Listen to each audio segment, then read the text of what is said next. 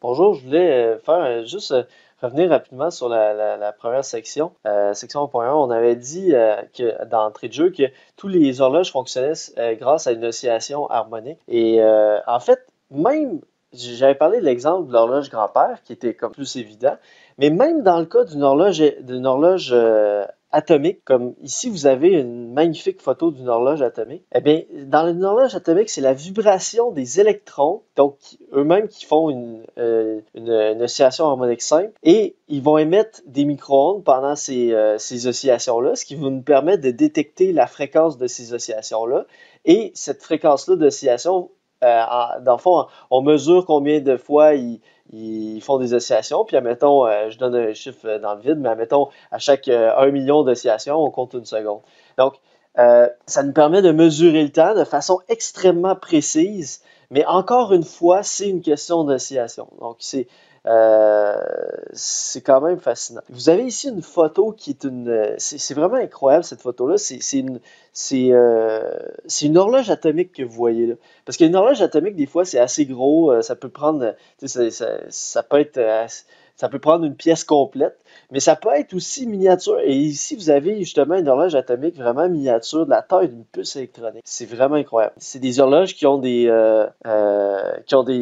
incertitudes absolument extrêmement faibles. Je pense que cette horloge atomique-là, elle a une incertitude. Ah non, peut-être pas celle-ci, mais il y a certaines horloges atomiques qui peuvent avoir des incertitudes de 1 seconde sur plusieurs milliards d'années. Juste pour vous donner une idée. Donc, c'est comme si en plusieurs milliards d'années, ils vont faire seulement, mettons, 1 seconde d'erreur. C'est incroyable.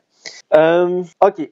On va sauter plusieurs sections. On va arriver tout de suite à la section 1.8 sur les ondes mécaniques progressives. Pour introduire cette section-là, voici un scorpion des sables, un insecte assez intéressant puisqu'il a une capacité hors du commun.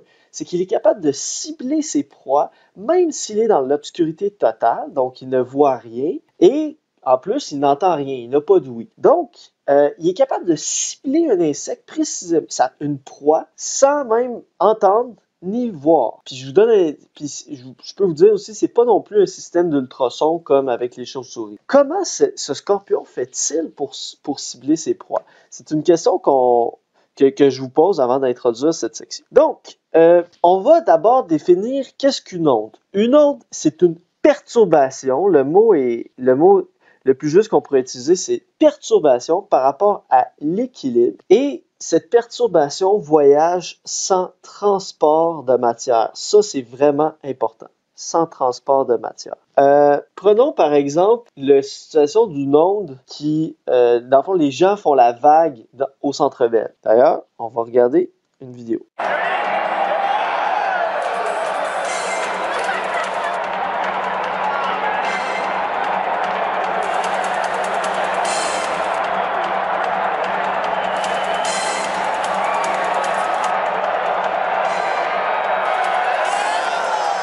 Quand les gens font la vague, est-ce qu'ils se déplacent? Est-ce que vous voyez quelqu'un qui court dans la direction de la vague? J'imagine que non. Okay? Il n'y a personne qui se déplace dans le fond dans le sens de la vague. Voyez-vous ça? Les gens ne font que se déplacer de haut en bas. Ça a l'air de rien, mais ça, c'est exactement ça qui est une onde. Donc, autrement dit, il n'y a pas de transport de matière. Dans le cas de la vague au Centre Bell, les gens ne se déplacent pas. Les gens ne se déplacent pas dans le sens de la vague. Qu'est-ce qui se déplace finalement quand les gens font la vague au Centre Bell? Dans le fond, il y a personne finalement qui se déplace dans le sens de la vague. Ce qui se déplace dans le sens de la vague, c'est seulement la vague elle-même, dans le fond. C'est de l'énergie, finalement. C'est un signal qui fait en sorte que les gens, tour à tour, se lèvent pour faire la vague. Mais les gens, il n'y a aucune matière qui se déplace dans le sens de la vague. Les gens ne font que se déplacer de haut en bas. C'est l'énergie, dans le fond, qui se déplace autour du Centre Bell pour que la vague se communique d'un siège à l'autre. Puis, en fait, ça permet d'illustrer aussi le fait que c'est une perturbation par rapport à l'équilibre. L'équilibre, c'est quoi? C'est tout le monde est assis sur son siège. C'est ça l'équilibre. Dans le contexte d'un match de hockey au Centre Bell, c'est ça l'équilibre. Mais là, quand les gens se lèvent debout, alors là, tout à coup, ils perturbent l'équilibre. Et cette perturbation-là par rapport à l'équilibre, c'est-à-dire par rapport aux gens par rapport à tout le monde assis, cette perturbation-là, où il y a des gens qui se lèvent, se déplacent de proche en proche. Quand on dit de proche en proche, ça veut dire d'une personne à l'autre, d'une personne à son voisin finalement, puis du voisin à l'autre voisin, etc. Et ça se déplace partout autour du Centre Bell et on a création d'une onde. Il existe deux types d'ondes. Il y a les ondes mécaniques et les ondes mécaniques, c'est dans les ondes dans lesquelles la matière est mise en mouvement, ou plus précisément en oscillation. Donc, la matière est mise en mouvement, c'est-à-dire en mouvement oscillatoire. Donc, quand on parle de matière, par exemple, le son est une onde mécanique parce que le son met en mouvement de l'air. Donc, lorsque vous parlez, en fait, vous mettez en mouvement les molécules d'air. Et ce mouvement-là se déplace de proche en proche d'une molécule d'air à l'autre par collision successive. Et c'est ça qu'on appelle le son. Donc, le son, c'est une onde mécanique puisqu'elle a besoin d'un milieu matériel pour se propager. Donc, une onde mécanique a besoin d'un milieu matériel pour se propager. Cela dit, c'est pas nécessairement de l'air, ça peut être de l'eau. On peut aussi émettre un son dans l'eau, par exemple. Ou on peut, par exemple, donner un coup sur une tige d'acier, puis ce son-là va se propager jusqu'à l'autre extrémité de la tige d'acier. Donc, le son peut se propager aussi dans un solide. Quand on parle de matière, là, je parle du son, mais un autre exemple d'onde mécanique, c'est évidemment les ondes sur une surface d'eau. Ça, c'est une magnifique photo d'une onde sur une surface d'eau. Donc, prenez une surface d'eau calme, faites tomber juste une goutte d'eau et on va avoir ce phénomène d'onde qui va se générer. Ou encore, mettez votre doigt dans une surface d'eau calme et vous allez avoir les ondes qui vont se déplacer vers l'extérieur. Donc ça, c'est une onde mécanique parce que ça a besoin d'un milieu matériel. En l'occurrence, ici, on a besoin de l'eau pour que cette onde-là existe. Donc, on est en présence d'une onde mécanique. L'autre type d'onde, c'est les ondes électromagnétiques. Alors, les ondes électromagnétiques, dans les ondes électromagnétiques, aucune matière n'est mise en mouvement. Donc, ces ondes peuvent se propager dans le vide, autrement dit. Donc, la lumière, évidemment, c'est l'exemple le plus classique d'une onde électromagnétique. La lumière visible qui provient du Soleil, ben, elle peut nous atteindre sur Terre, même si entre le Soleil et la Terre, c'est du vide. Donc, les ondes électromagnétiques n'ont pas besoin d'un milieu matériel pour se propager. Ils peuvent se propager dans le vide sans problème. Donc, la lumière, par exemple, vous pourriez avoir du vide, vous pourriez, avec un pointeur laser, vous pouvez mettre un laser et le laser n'aura aucune difficulté à se propager dans le vide. Par contre, si vous essayez de faire un son dans le vide, ça ne fonctionnera jamais. Donc, là, je parle de lumière visible, mais les ondes électromagnétiques, c'est tout le spectre électromagnétique. On va en reparler plus tard, entre autres au chapitre 3, mais c'est aussi les ondes radio, les ondes UV, les rayons X, etc. Donc, deux types d'ondes. Les ondes mécaniques qui ont besoin d'un milieu matériel pour se propager, comme le son, comme les ondes sur l'eau, par exemple, ou comme les ondes sismiques, c'est un autre exemple. Et deuxième type d'onde, les ondes électromagnétiques, comme les rayons UV, les ondes radio, les rayons X, la lumière visible, etc., qui, eux, peuvent se propager dans le vide. Ce sont deux ondes de nature différente. Mais dans les deux cas, c'est les ondes et ils partagent la même définition générale. Donc, lorsque la foule fait la vague au Centre Bell, est-ce que quelqu'un se déplace dans le sens de la vague? Non. Exactement le même phénomène que des ondes dues à la chute d'une goutte sur la surface de l'eau. Donc, dans le cas des ondes qui se propagent ici sur une surface d'eau, remarquez une chose, c'est que l'eau, en fait, ne se déplace pas vers là. Okay? L'eau ne se déplace pas dans la direction que j'ai indiquée ici. L'eau ne se déplace pas dans ces directions-là. L'eau ne fait qu'osciller de haut en bas, en fait. Qu'est-ce qui se déplace dans la direction que j'ai indiquée par les flèches? C'est l'énergie. L'énergie, elle, oui, elle se déplace vers l'extérieur. L'onde se déplace vers l'extérieur, mais pas la matière, pas l'eau elle-même. Donc, quand on crée une onde dans une corde, donc par exemple, ici, prenez la situation ici, vous avez la main, et là, votre corde est attachée ici, et là, vous donnez une secousse vers le haut. Vous avez sûrement déjà expérimenté ce phénomène. Donc, vous donnez une courte secousse vers le haut ici, donc en faisant monter et descendre votre main rapidement. Alors là, il y a une perturbation que vous allez créer dans la corde par rapport à l'état d'équilibre qui est la corde horizontale. Et là, cette perturbation-là va se déplacer vers la droite, va avancer vers la droite. Donc, vous avez créé une onde. Et donc, la vitesse de propagation de l'onde, c'est vers la droite, c'est vers où se dirige la perturbation. Mais la corde elle-même, si vous fixez un point de la corde, va seulement bouger de haut en bas. On va revenir là-dessus. Donc, un point de la corde est-il transporté vers l'avant de la corde? Non. Les points de la corde n'effectuent qu'un mouvement vertical pendant que l'onde passe. Un mouvement de haut en bas. Donc, est-ce que la matière suit l'onde? Non. Ça, c'est très important. La matière ne suit pas l'onde. L'énergie se déplace avec l'onde, mais pas la matière qui la supporte. À ce stade-ci, je veux vous présenter une petite vidéo sur les ondes progressives. Une onde mécanique progressive, c'est une perturbation qui se propage de proche en proche, sans transport de matière, mais avec transport d'énergie. Des vagues à la surface de l'eau, une onde sonore ou une onde sismique sont des exemples d'ondes progressives à 2 ou 3 dimensions. Cette simulation illustre le cas particulier d'une onde progressive à une dimension. La perturbation générée par la source se retrouve un endroit plus loin, un instant plus tard. Nous mesurons ici que l'onde atteint l'abscisse 0,8 mètres avec un retard de 4 secondes. Nous en déduisons V, la vitesse de l'onde, aussi nommée célérité. Sa valeur est une propriété du milieu de propagation. Si maintenant la source d'excitation est périodique, alors l'onde qui se propage est une onde progressive périodique. Étudions l'onde sinusoïdale. Elle se caractérise par une double périodicité. Une périodicité spatiale, qui s'appelle la longueur d'onde, et une périodicité temporelle qui est sa période. Pour mesurer la longueur d'onde, figeons le temps et mesurons la longueur qui sépare deux sommets consécutifs. Nous constatons aussi que deux points distants d'une longueur d'onde vibrent en phase. Pour déterminer la période, figeons x et suivons la vibration d'un seul point. Le temps que met la boule rouge pour effectuer un cycle est la période. Notons que la période est aussi le temps mis par l'onde pour parcourir la distance lambda. Nous pouvons donc en déduire la vitesse de l'onde, V égale lambda sur t, ou encore lambda f, si nous introduisons la fréquence f inverse de la période, exprimée en Hertz. Alors, cette vidéo-là était très intéressante pour nous illustrer différents concepts. En particulier, une des choses très intéressantes que la vidéo nous a montré, c'est d'une part ce qu'il appelle la double périodicité. Donc, mettons, vous avez une onde. Si vous regardez une particule en particulier, vous allez la voir faire une oscillation, en fait, un mouvement harmonique simple. Fait que ça démontre la périodicité temporelle. Donc, le mouvement d'une particule en particulier se répète systématiquement. Donc, il y a une périodicité dans le temps. Et en même temps, on peut aussi figer le temps. Et là, on a une périodicité spatiale. Donc, comme présentement, voyez-vous, on a cette zone-là ici. Puis cette zone-là ici, elle se répète ici, et etc. Donc, on a comme une espèce de...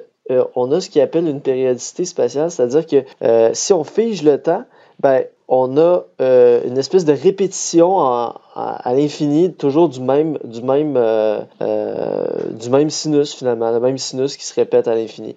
Puis la distance pour faire un cycle complet, c'est ce qu'on appelle une longueur d'onde. On va revenir là-dessus et le symbole lambda ici. On va revenir là-dessus un peu plus tard. Maintenant, je vais aller à tout de suite, je vais skipper celle-là pour l'instant. Je vais aller tout de suite à celle-là. Je reviendrai à l'autre après. Distinguer les ondes transverses et les ondes longitudinales. Donc, j'ai une animation pour ça. Donc, ici, on a d'abord une onde transverse ou transversale, comme on dit dans le livre. Là. Une onde transversale. Donc, dans une onde transversale, vous voyez ce qui se passe. Alors, ça, c'est, par exemple, ce qui se produit quand on a une onde sur une surface d'eau, ça va être de cette forme-là.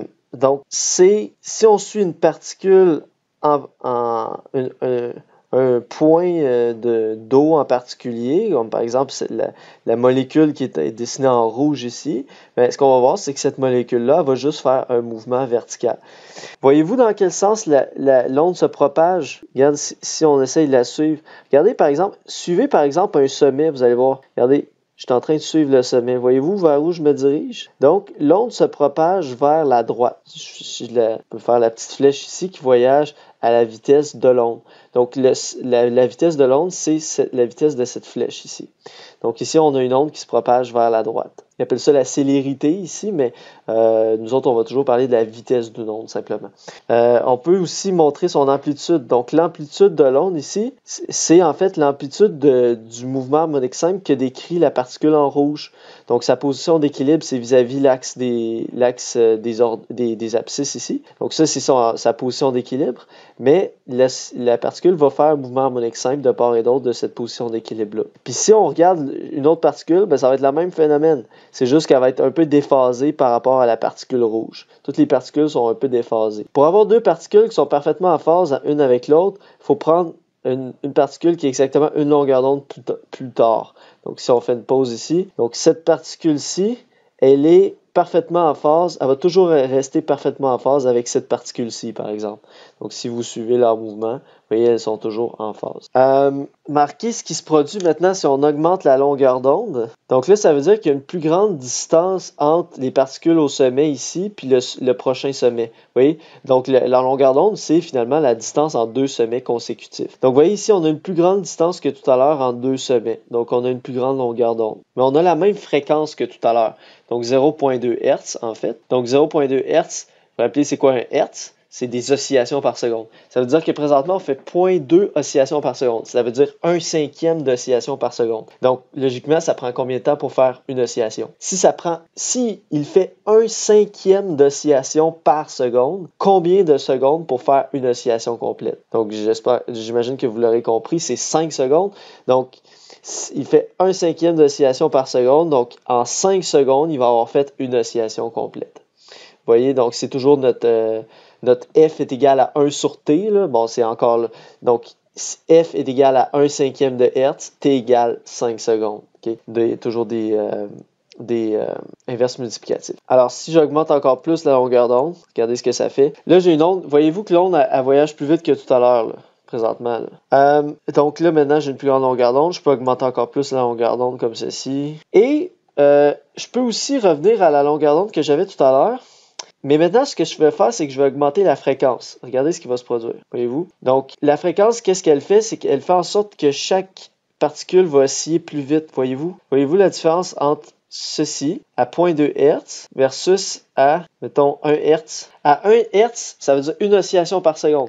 Donc, à chaque seconde, il fait une oscillation. Donc, ça va beaucoup plus vite que tout à l'heure. Ça va 5 fois plus vite que tout à l'heure, en fait. Donc, chaque particule va 5 fois plus vite que tout à l'heure. Puis là, je peux augmenter jusqu'à 1,4 Hz. Donc, ça, c'est une fréquence d'oscillation élevée. Donc, il faut avoir ces concepts-là en tête. Qu'est-ce que ça veut dire une fréquence d'oscillation élevée? Ça veut dire ça. Ça veut dire que chaque particule oscille très rapidement autour de sa position d'équilibre. Fréquence d'oscillation très faible. Okay? Fréquence d'oscillation très élevée. Longueur d'onde petite, longueur d'onde grande. Puis, si j'augmente la longueur d'onde et la fréquence en même temps, je vais avoir une onde qui va être à la fois très grande et très rapide. Donc là, je vais avoir une vitesse d'onde qui va être absolument très élevé. OK, alors ça, c'est ce qu'on appelle une onde transversale. C'est-à-dire que le mouvement de la particule, je vais juste la ralentir un peu. Là. Le mouvement de la particule est perpendiculaire au mouvement de l'onde. Donc l'onde ici se déplace vers la droite, mais le mouvement de la particule est vertical, de haut en bas. Donc le mouvement de la particule est perpendiculaire à la vitesse de l'onde. Donc ça, c'est ce qu'on appelle une onde transversale. Donc, exemple d'onde transversale, les ondes sur l'eau, par exemple, ou encore, on peut le faire aussi avec des ondes sur un ressort que je veux faire en démonstration. Et un autre exemple, en fait, c'est la lumière. C'est une onde transversale, mais par contre, c'est pas une onde mécanique. Faire attention. Là. C'est une onde électromagnétique, mais c'est quand même une onde transversale. C'est-à-dire que le champ électromagnétique varie de façon perpendiculaire à la direction de l'onde. L'autre type d'onde, c'est les ondes longitudinales. Donc, voici un exemple d'onde longitudinale. Alors, voici la différence, c'est que maintenant, voyez-vous, si on regardez le déplacement de la particule en rouge. Donc, sa position d'équilibre, c'est à x égale 3 mètres. Puis elle se déplace comme un peu à gauche, puis un peu à droite de cette position-là. Donc, elle est en mouvement harmonique simple, encore une fois. Mais cette fois-ci, voyez-vous que son mouvement harmonique simple est horizontal, c'est-à-dire dans le même sens que l'onde. Donc, c'est ça la différence par rapport à tout à l'heure, c'est que le déplacement des particules est parallèle à la vitesse de l'onde, au déplacement de l'onde. Donc, pour savoir c'est quoi la vitesse de l'onde, en fait, ici, ce que vous faites, c'est que vous suivez... Voyez-vous, il y a des zones où les molécules sont plus denses, comme ici, puis des zones où les molécules sont moins denses, comme ici. Fait que vous suivez, mettons, une zone où les molécules sont denses. Fait que si je le fais ici, regardez. Donc, ça, c'est la vitesse de l'onde. Si on suit l'endroit où les molécules sont plus denses, on va à la vitesse de l'onde. Je vais mettre une flèche qui va suivre la vitesse de l'onde. Donc, voyez-vous... on pourrait faire l'inverse aussi, puis suivre l'endroit où les molécules sont moins denses, ça reviendra au même, ça reviendra à la même vitesse. Maintenant, l'amplitude du mouvement, voyez-vous, ça va être selon un axe horizontal cette fois-ci. Donc ici, 0, c'est sa position d'équilibre et va osciller de part et d'autre. Donc, son amplitude, ça va être ici. Et il va aller à la même amplitude du côté négatif. Donc, va osciller encore une fois de moins A à plus A. Mais la différence vraiment importante, c'est que cette fois-ci, le déplacement des molécules est parallèle à la direction de l'onde, alors qu'ici, le déplacement des molécules était perpendiculaire à la direction de l'onde. Donc ici, on a une onde transversale, et ici, on a une onde longitudinale. Un exemple d'onde qui se propage comme ceci, c'est le son. Le son, donc imaginez que toutes les boules sont comme des molécules d'air. Alors ça, c'est votre voix qui est en train d'apporter l'information du mot que vous avez prononcé, par exemple. Donc les molécules d'air vont toutes entrer en collision successivement les unes sur les autres comme ça, et c'est ça qui va faire la propagation du son. On peut jouer aussi sur la longueur d'onde et la fréquence comme tout à l'heure. Donc, si on fige le temps, la longueur d'onde, c'est la longueur qui va avoir la distance entre les points, mettons, où les molécules sont plus denses. Donc, admettons entre ici et ici, par exemple. Donc, ici, on a une longueur d'onde qui est qui est de 1 mètre présentement.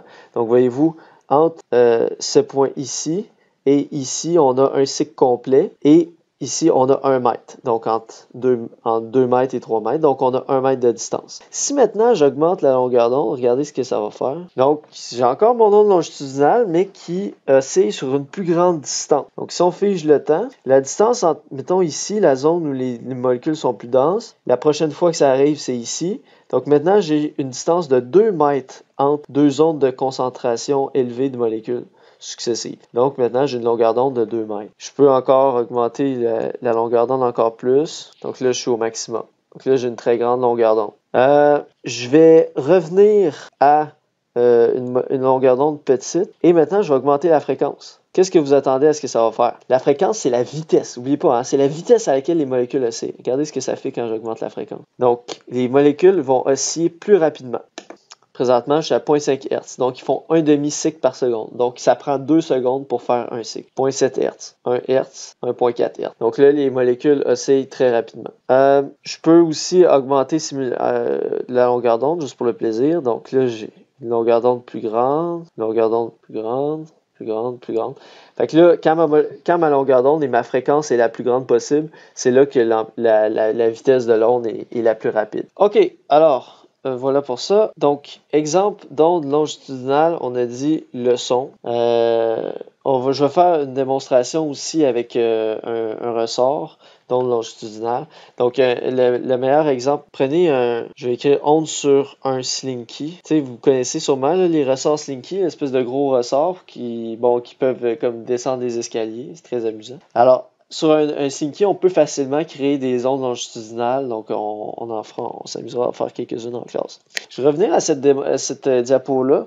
Donc, les ondes transversales, le déplacement des molécules est perpendiculaire à la direction de propagation de l'onde, tandis que les ondes les ondes longitudinales, le déplacement des particules est parallèle à la direction de propagation.